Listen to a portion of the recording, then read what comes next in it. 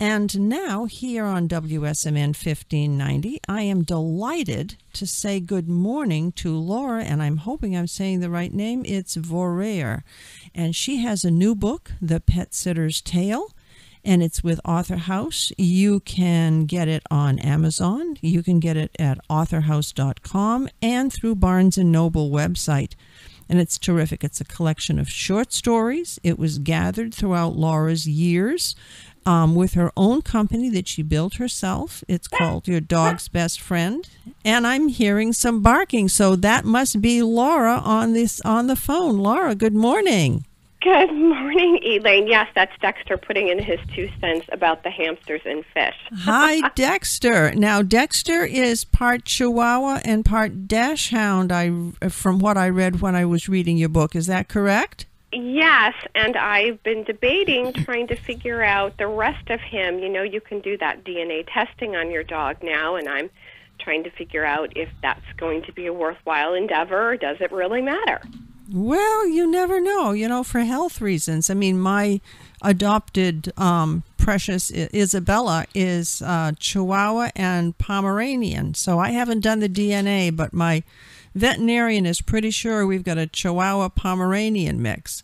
Oh, how adorable. I love Poms. They are just the sweetest dogs. Oh, they are. They are. I left her in bed this morning. It's a little rainy out here and chilly, and she doesn't get up early. She's not an early morning dog, so she was in bed, and she'll probably stay there till about 10 or 11, then come down, have breakfast, and think about going out. So, yeah. It's a rough life, isn't it? Oh, it is. It is. So you have quite a history, and I have to ask you to tell my listeners here on WSMN 1590 how you got from Chicago to Los Angeles and from becoming a makeup artist in film and television to being a pet sitter. What's the story? Well, it's an interesting story, full of a lot of twists. Yeah. I was a makeup artist in Chicago and, doing kind of good at that, I thought anyway, and good enough to think, well, I'm confident now. I have enough skills and experience. I'm going to go out to L.A. and make it big in film and television. Uh-huh. And I came out to L.A. in 2001, and, I just failed miserably. I couldn't get any traction. I didn't know that there was a big part of getting jobs was being in the union, and I didn't have a union card, and all of a sudden, that was a major hurdle, and I was running out of savings, as you do when you come to California and realize everything is 10 times more than it is anywhere else. Yeah. And I was doing anything I could extra to pick up the money, and one day I was on a lot working on a small film for a young actress who had a little dog, and she said, while I'm on set, would you walk my dog? And I said, yes, of course, I love dogs. And I was walking her dog around the lot while she was filming her scene, and out of a trailer came the comedian Paula Poundstone. Whoa. And, of course, I knew better to talk to Paula Poundstone, but she came marching over to me, and she said, hey, what a cute dog. And I said, thank you, and we talked about the dog, and she said, you must be a professional dog walker. And so I said, yes, I am. And Paula said, well, I need one of you. How much do you charge? How can we get started? And that's how it happened. Awesome. I love it. Yeah, it was really the answer from the universe that I was praying for, because I was, eyeing my car thinking, how am I going to live in there? Yeah, exactly. Geez, I hope you had a Cadillac and not like a Volkswagen or something. No, I had a Beetle. I had a VW Beetle. I had the worst car for ouch. Living in it. Oh, no. Oh, that's terrible. I know. Never came to that, thankfully. Paula really turned things around for me, because I started walking her dog, Cal, and this was when nobody was really doing this on a professional level. When you needed a dog walker or a pet sitter, you asked your neighbor, or you looked for teenage friends, or high school maybe, or church, or in the community. But, there weren't companies that just did this. This is kind of relatively new. Yeah. So right place, right time. I showed up every day to walk Paula's dog. Her neighbors took notice. They reached out to her. She gave out my information. And then, before I knew it, I was pretty busy walking people's dogs regularly. and I had to hire more people. That's fantastic. Now, I talked earlier on the show about kids that want to become entrepreneurs, that want to be their own boss, to have their own business. And your book really provides a lot of insight as to how to do it, how, what you went through and the things that you had to do to become successful. So I think this is sort of a good manual for maybe teenagers and college kids to kind of get an idea of how to go about becoming their own boss. Do you feel comfortable being your own boss? Because, I know I'm the director of the Reading Foundation here in Amherst, and when you're an owner, you wind up having a lot of headaches you never thought you would ever experience. Are those headaches worth it? Absolutely, absolutely.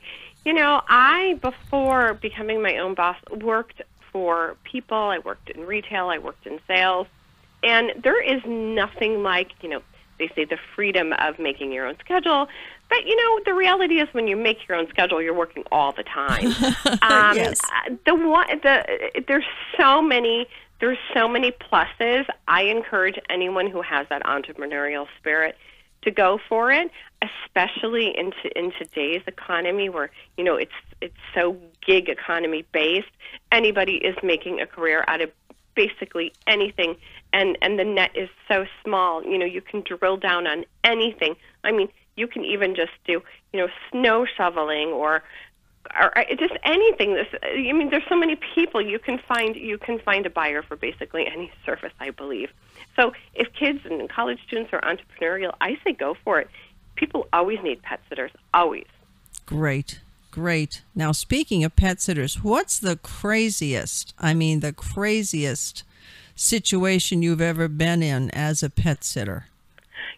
It's so funny. You had talked about hamsters being the third most popular pet to have there in New Hampshire, and it made me think of a funny hamster story. Now, I primarily take care of dogs and cats, but I have taken care of birds and turtles and snakes and rabbits, pretty much everything. Yeah. And, of course, guinea pigs and hamsters and pet rats and mice.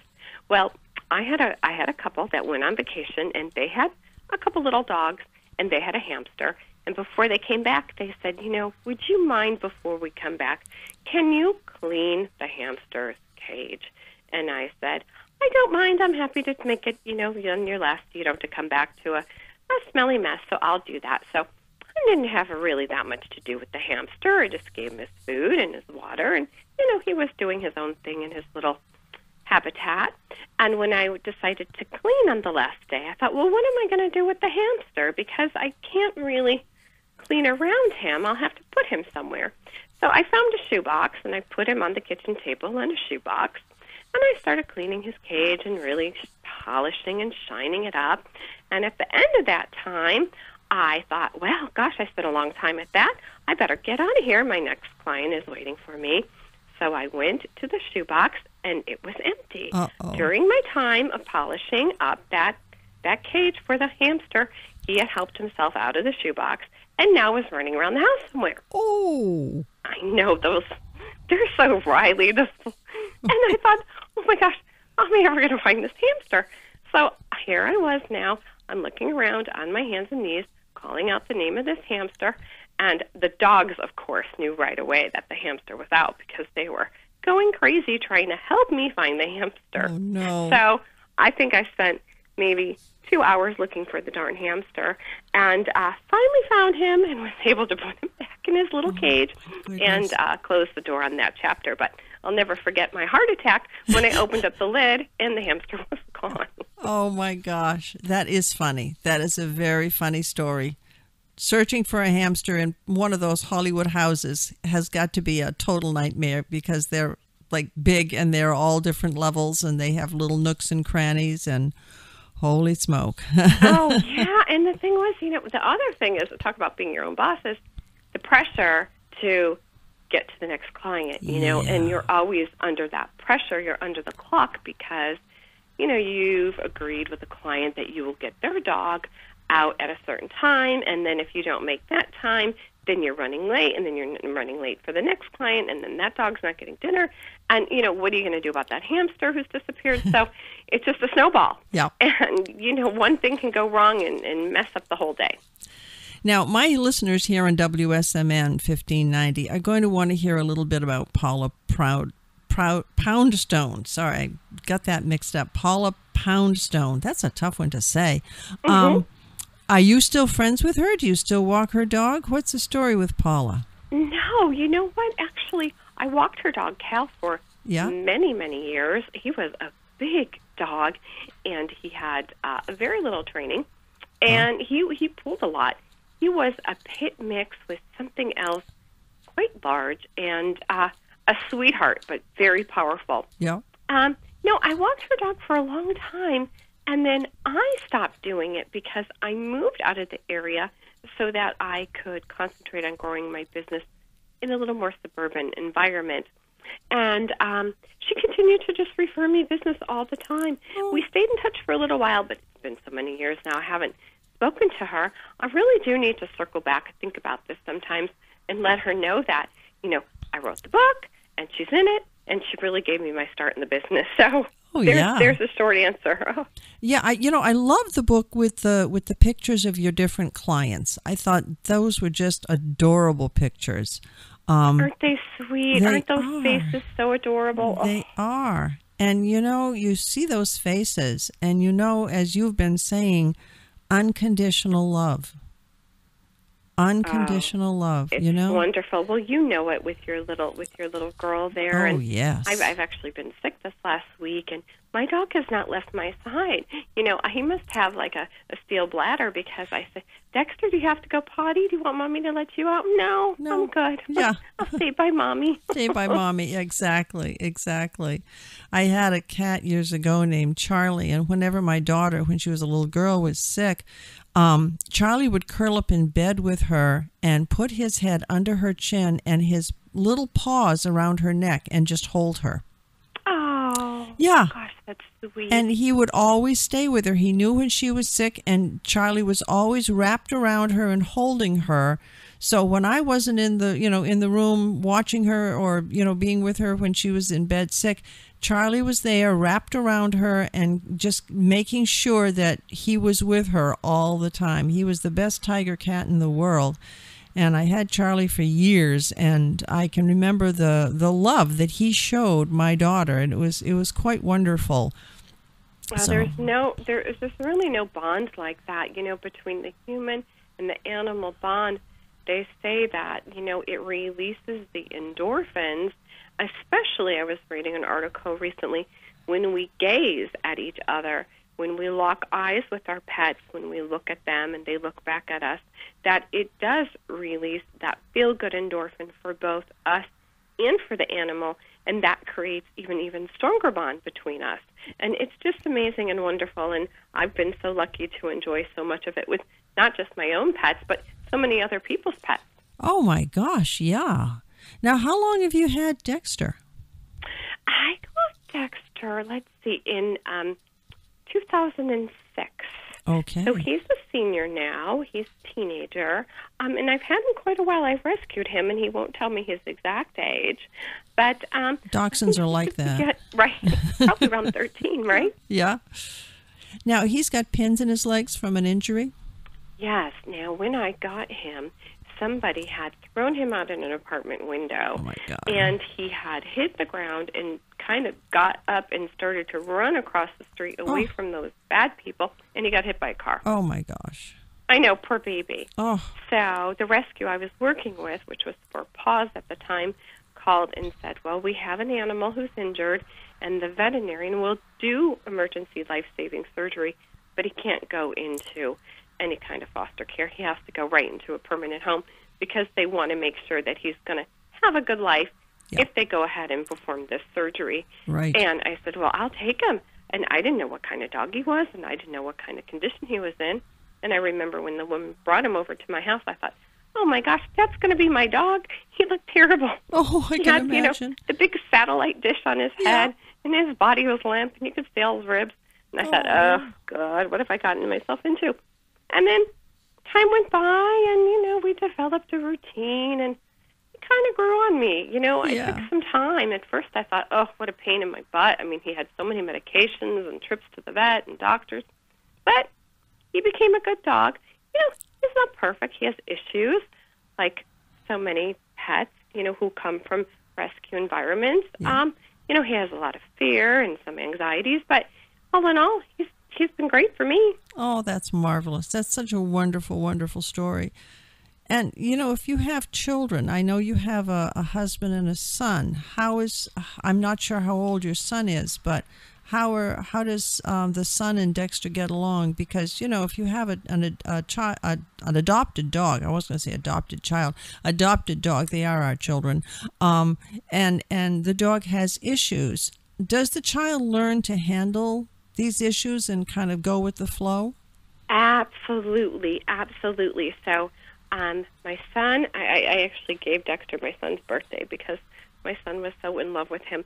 You know, the funny thing about Dexter is he doesn't really love other people's kids, but he loves my son so much because he knows him. He knows he's not going to poke him in the eyes or pull his tail or, you know, do anything to hurt him. So he's very good with my son. But when my son has his friends come over to play, I always put Dexter either in the bedroom or the office so he's not with the kids because children running around makes them nervous. Yeah. So, you know, sometimes when they get nervous, they can get a little nippy. Yeah. And I don't want them to bite anyone. And that's not good. You know, it's good to know these things. When your dog is nervous, put them away. That's all. Yep. Okay, that's good. I mean, that's wonderful advice. So it's really probably made your son grow into a better person because he is watching out for Dexter and he's learning to sort of cope with Dexter's fears and understanding Dexter's fears. Absolutely. And, you know, he has a lot of compassion for animals and he can see, you know, when we see a stray, he always is the first one to say, Mom, stop the car. Let's try and rescue that dog. Let's try and help the dog. When we go to the shelter, and, you know, I always work with the shelter that's right down the street, we give the supplies or we help with the walking of the pets or visiting and petting. He is always so gentle, and he's so understanding about special needs pets. You know, he gets it. We don't know what happened to them. This is why they're scared. Maybe somebody was bad to them. Maybe they've been living on the street. You know, maybe they've been hurt. So we really have to be compassionate and sympathetic to animals. We don't know what's happened to them. Oh, and he's so good about that. And that's an important lesson for all kids to learn. So all kids to learn that. Absolutely. Absolutely. I think it's so critical because our kids need to have that sense of compassion and understanding. I fully agree with you. Now, does he ever help you with your business? Oh, all the time. Yeah? He loves it. He loves it. He loves it. You think can't get enough. He loves all the pets. He loves all the pets. The more exotic, the better. He loves the dogs, the cats, birds, turtles, rabbits, you name it. He loves all the animals. If it was up to him, we'd have a regular Noah's Ark that we lived in. Yes. I love it. Oh, my gosh. That is fantastic. Now, do you think he'll take the business over when he grows up? I don't know. You know, as much as he loves the pets, boy, he loves technology. Yeah. Oh, dear. He loves those video games. So I don't know. Now, I do have an older daughter who already runs another location for me. So she also loves the dogs.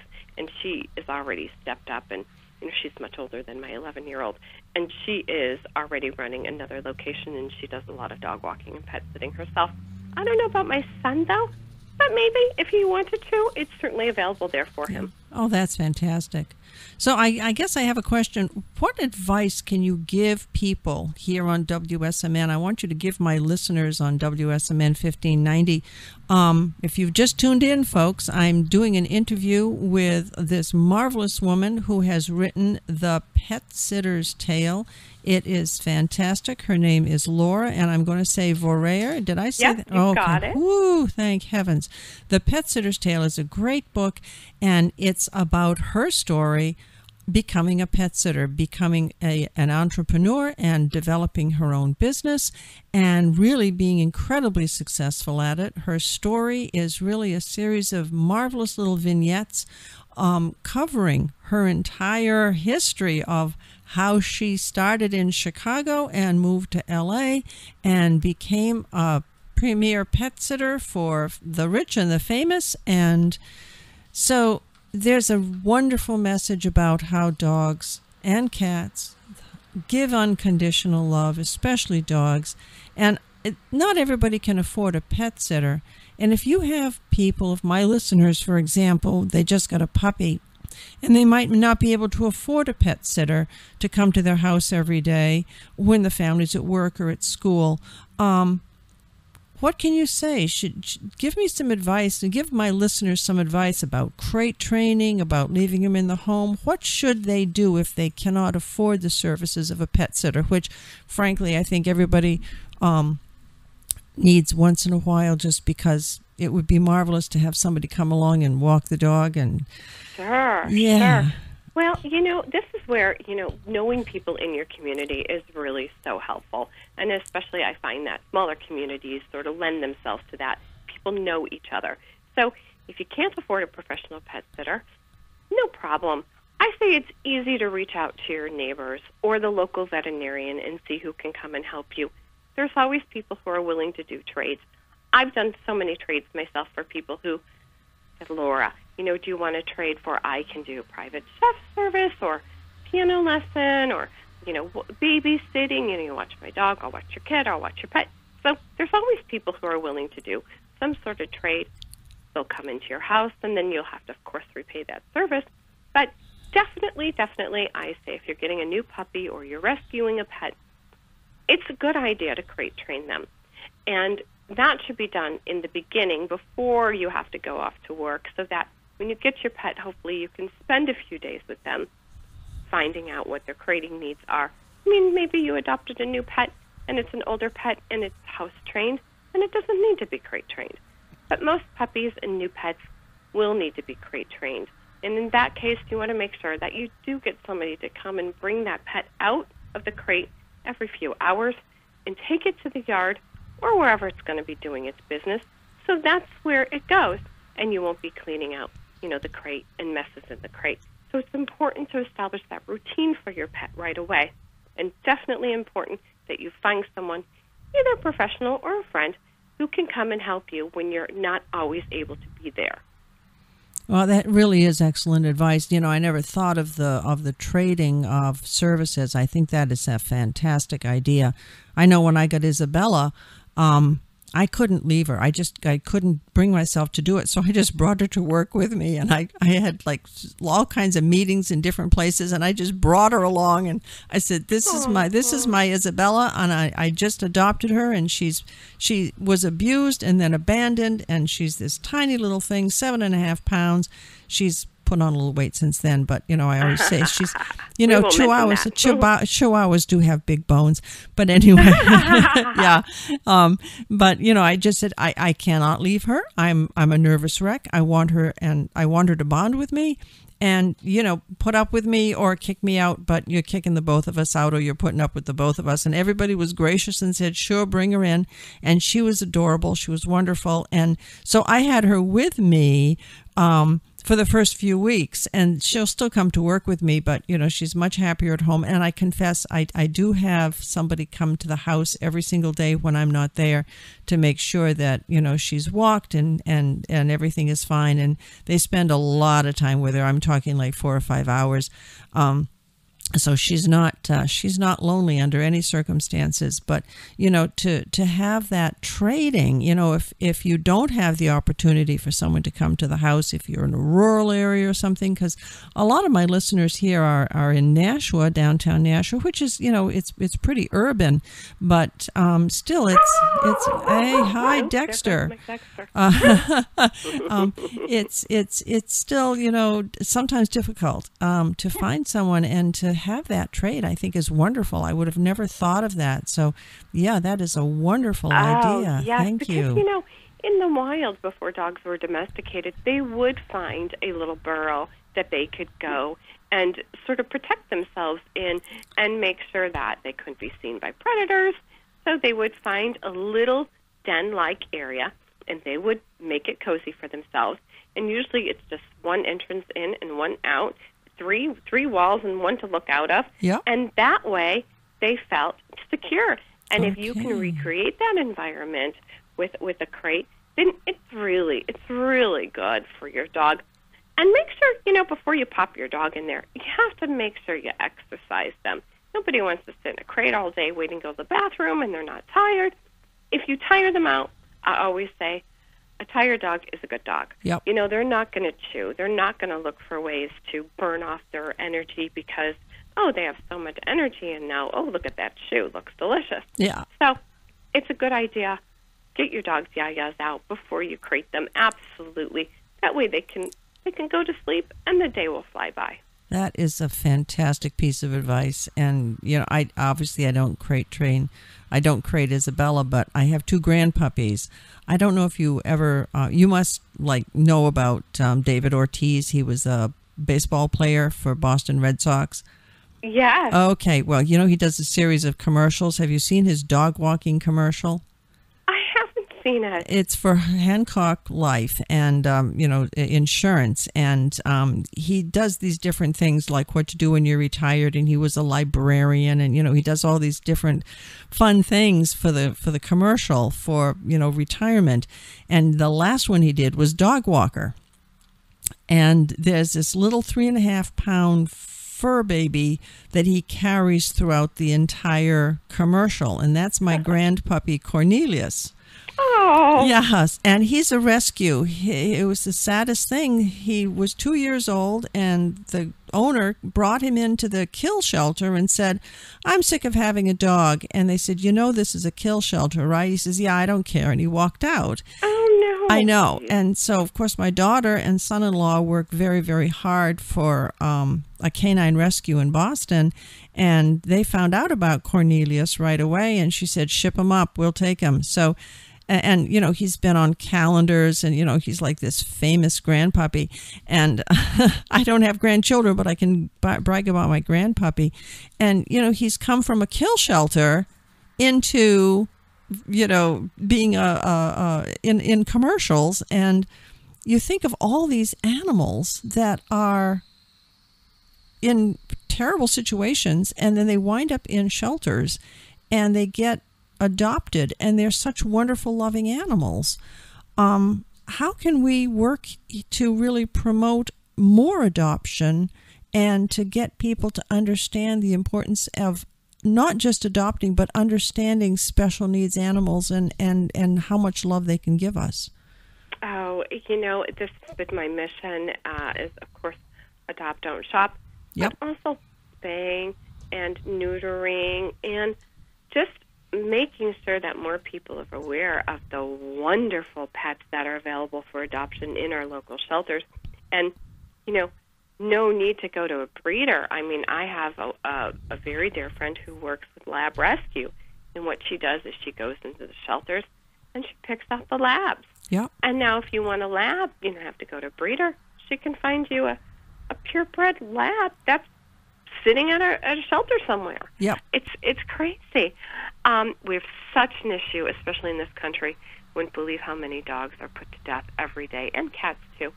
And it's just a shame that more people don't adopt. And, I say this, I know that you have Isabella, and I just have Dexter, and I always think about getting a second dog. But it is a really good resource, that shelter, for people who want pets, and they will be your best friend for life. And absolutely, I think it's wonderful that people can get out there and adopt pets, because you hear these stories all the time about people that adopt a pet, and then next thing you know, the dog woke them up in the middle of the night because there was a fire, or the dog saved the baby from drowning. They're so grateful. They're so wonderful. They're so happy to be alive. They know it. They know that you've gotten them out of this situation. They know that you've rescued them. There is a bond there that's unbreakable, and you will have a best friend for life. Oh, that's so beautiful. That is so beautiful, and it's so true. Absolutely. I cannot agree with you more. Now, I read your book. I loved it. The last chapter really threw me. A lot of people say that. Yeah, it really threw me. Now, first of all, I hope that whoever that man was, you kicked to the curb. Oh, absolutely. Okay, good. I was like up thinking to myself, oh my God, I hope she didn't marry him or something. Oh, no. I hope you got rid of that bum. Sorry, but I mean, he had to go.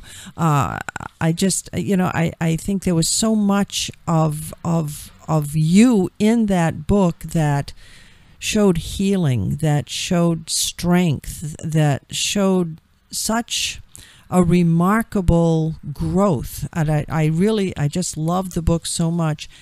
Your dogs from childhood really were a saving grace in the face of some pretty traumatic situations. Oh, yes. Gosh, I'll tell you, when I look back and I think of my first dog, Ginger, yep. She saved my life. I mean, I don't know what it would have been like growing up without her. She was everything to me, my best friend and a confidant and, my big, snuggly teddy bear. And, yeah. She was that typical black Labrador retriever, happy-go-lucky, yeah. wagging her tail always, you know the type. And oh, yeah. I just loved and adored her, and she loved and adored. But, she loved all the kids in the family. Yeah. She loved all the kids. And she knew my mother had her challenges. And my mother was a rageaholic. And I think the dog could tell that, when she was yelling and screaming, the dog would come and it would just sit by us, knew what was happening and try and just be that source of comfort for us during those turbulent times. And I'll never forget her. And, since then I've always had an affinity for Black Labs. It's always been my favorite dog because I see that dog, and that brings me back to my childhood. Of course. I know that happens for so many people. What kind of dog do you have? Oh, I have a boxer, or I have a terrier, or I have a lab. Oh, why do you like this dog? Well, that's the one I had when I was a kid. I see so many people go back to that breed that they had when they were a child. Yeah, absolutely. Absolutely. And I know that in your book you said you forgive your parents, which I think is a wonderful, wonderful thing, but do you think that, and I think I know the answer to this, but I want my listeners here on WSMN to hear the answer as well. Do you think that having pets and going through what you have with your pets, has this really allowed you to go beyond the traumas of the childhood and forgive your parents, especially your mother? Absolutely. Because, when you are given that unconditional love, even by a pet, let's face it, it allows you to open your eyes to its existence. And even though, of course, it's easy to give your pet unconditional love, right? Yep. But now that it's shown to you, you can take it and work with it and apply it to your other relationships. That's wonderful. I've always worked to do that. And, of course, my parents have passed now. But I did work with that for a long time, and I did struggle with it for a long time. And I think there is a reason that I became a pet sitter. It kind of all came full circle for me, Elaine. That's wonderful. And the pets have really healed me. As much as I've been able to give back to them, they have given back to me.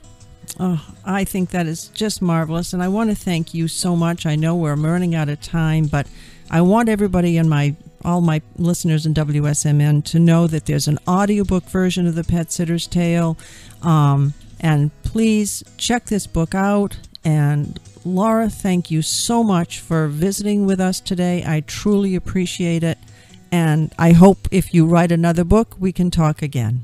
Thank you so much. Thank you. You're listening to 1590 WSMN Nashua.